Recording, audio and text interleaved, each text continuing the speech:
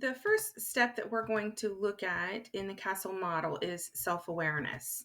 Now, we've already talked about emotional literacy, which is a primary step in self awareness. First, the ability to recognize how you're feeling, what emotion you're having, and secondly, being able to put a name to it. So, according to Siegel, who the brain model that we learned about previously is created from, the simple act of naming emotions bridges the gap between thinking and feeling.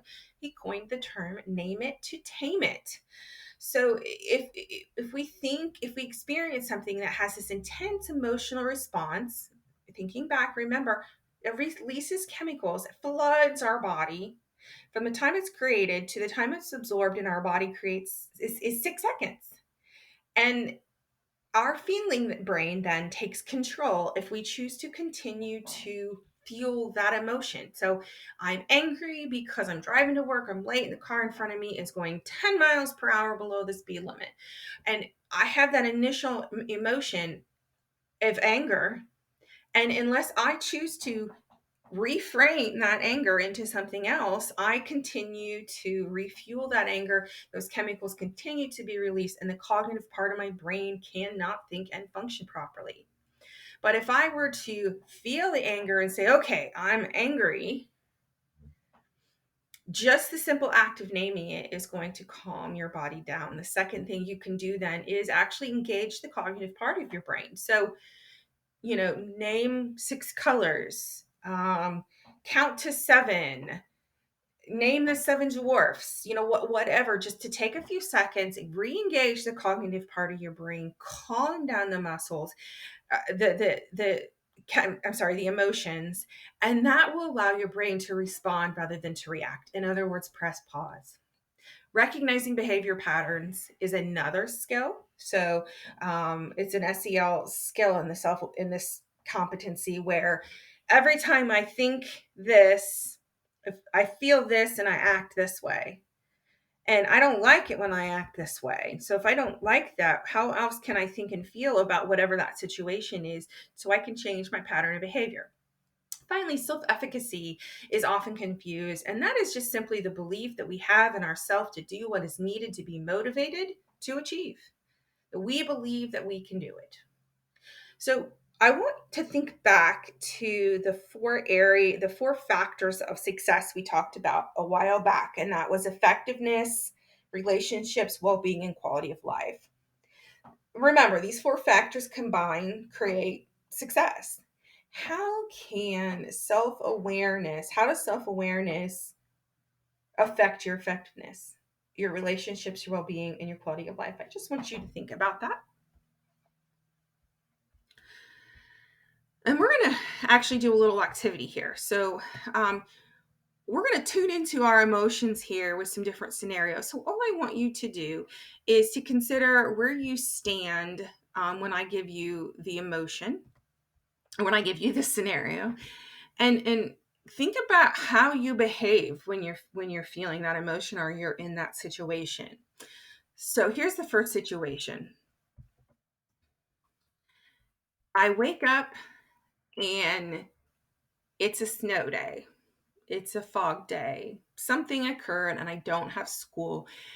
I get to stay home, rest all day, and read my favorite books. How does that make you feel? Use the Plutchnik model up on your screen to decide.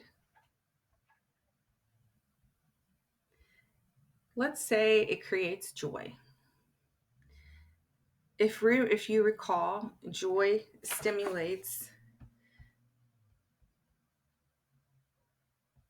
openness. And when you're open, you're probably relaxed, you're happy, your brain is working, and you're able to really enjoy what's going on. Let's say disgust. Let's say you're not a reader.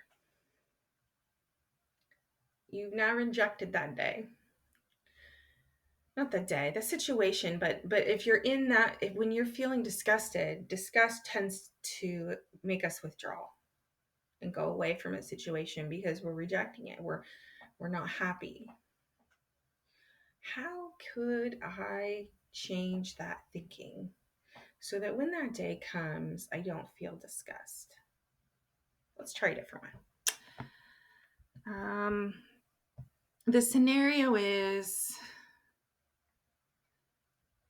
we just want a trip to Disney World and we leave tomorrow. Where do you fall in the Plutchnik model?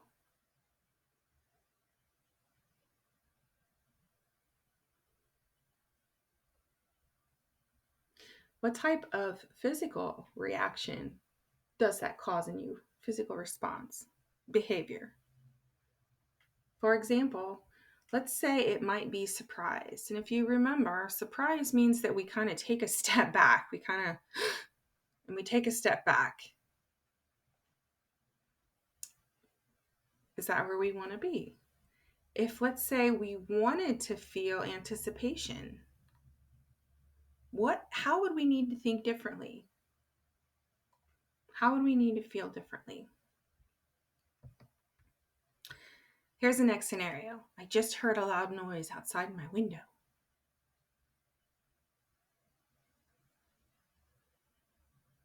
What feeling does that provoke? What emotion does that provoke?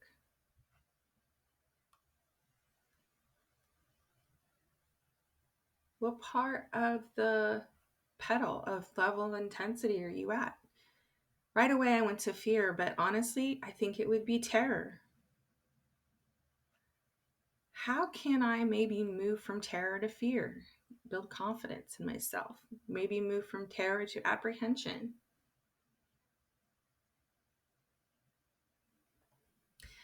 Here's another one. I'm not looking forward to going to the dentist tomorrow. The way that's worded, it kind of almost feels like it's more of a negative experience. So let's change that and say, I'm going to the dentist tomorrow. For me, I'm in acceptance. I'm definitely not, serenity. I don't love going to the dentist, but I'm definitely in acceptance phase. Although I might have on my mind, oh boy, I hope I don't have any cavities. So there might be a little of apprehension, but overall, I am just, I'm going into submission. I'm fine going with the dentist, and I've got my emotion under control. But if let's say it provokes loathing, what could you do? How can you change that? Last one.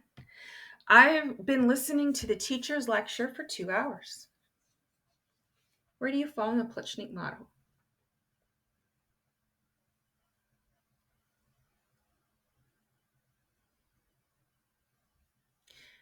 That all depends what teacher you're thinking about, and if it says lecture, makes me think the teacher's up there talking and you're just listening. How are you feeling on the Plutchnik model? What's your emotion? So if I go connect back to, once again, this idea of our success factors, what makes us successful in life, which are effectiveness, relationships, well-being, and quality of life. How can that activity, naming my emotions, help me?